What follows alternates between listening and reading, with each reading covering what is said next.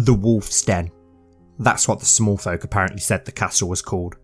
Built by the Wolf Kings to protect the mouth of the White Knife from raiders from the sea, but it hadn't protected it from Enger and his knights. They'd rowed their longships straight up the White Knife to dock almost at the very walls of the small stone fortress.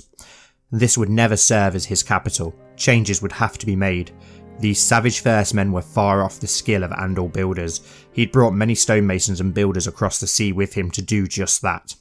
Enger had planned his invasion to the most precise details. This would make the perfect location to land, build and expand from. It had great defences from the White Knife in the west and the ocean to the south and east. It was also quite southern for the northern lands, so would be more fertile and less affected by the harsh northern winters. From the castle, a huge weirwood could be seen, spouting at its centre, its red leaves and bone-white branches reaching for the clouds. That would be one of the first changes made, Enger thought. I'll burn it down and build a great sept in its place. They'd got straight to work on besieging the castle. They'd seen a flock of ravens burst from one of the towers on their arrival, no doubt holding messages to warn the Wolf King of the approaching threat. Let them come, we will be ready for them, we'll cut them down in battle and show them we're here to stay. The warrior will guide us, Enger had told his men.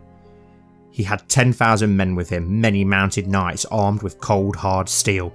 These savages could not stand before them. He'd sent 2,000 men, split into 4 equal units of 500 north, east, south and west to scout out the surrounding areas and to keep a watch for what would no doubt be a retaliation from the Northmen. The rest of his men he'd put to work, building siege equipment to storm the castle as soon as possible and to build defences. He had gone lightly on the small folk in the small town surrounding the castle. A few had been killed who'd put up a fight, but most submitted almost immediately. Enger wasn't here to slaughter. He meant to rule these people and to correct their mishaps. Getting them to set aside their false gods, he would help show them the light of the Seven and put them on the right path. Once the siege equipment was ready, they stormed the castle at once. It fell almost as easily as the town. It turned out that the Lord and most of his fighting men were away fighting the Knights of the Vale for their king. Only a ghost garrison had been left behind to defend the castle. They would have never expected an attack. Andals hadn't threatened these northern coasts in years, ever since the hungry wolf had lined them with Andal heads. A week or so later, it was finally happening. The North had rallied together an army to take back their lands and throw the invaders back into the sea. 10,000, maybe more, sir, the scouts had informed Enger in a panic. Good, I'd expected more, Enger stated confidently. Their defences were ready and they'd set themselves on the high ground to the west of the castle. When Enger arrived, he could see the northern forces arriving into view. They were poorly armed and armoured, the majority wearing no more than furs and boiled leather, armed with bronze weapons. They were still a terrifying sight to behold, huge, shaggy, bearded creatures.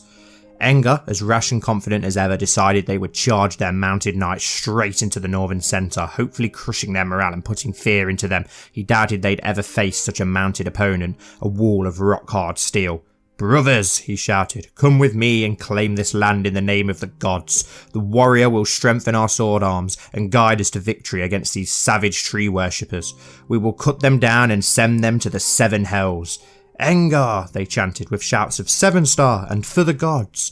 Thousands of mounted knights charged downhill to smash through the enemy centre like a hot knife slicing through butter, before rounding off to prepare for a second strike. A rain of arrows came flying through the sky to fall upon them. Men and horses fell to the ground screaming both left and right. The second strike smashed almost as hard as the first.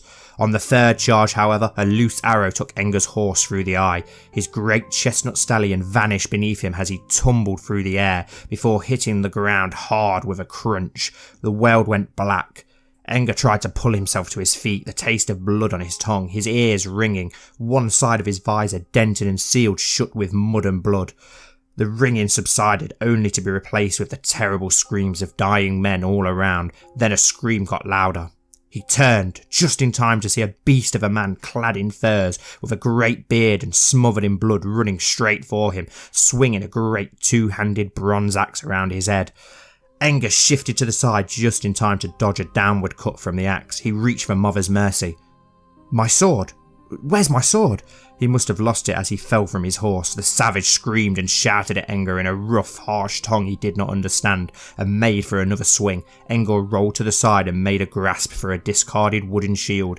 He rolled and held up the shield just in time to take the full bite of the axe. As it splintered down deep into the dark, heavy wood, it sent sharp shudders of pain down his arms. He bit his lip in pain, drawing blood.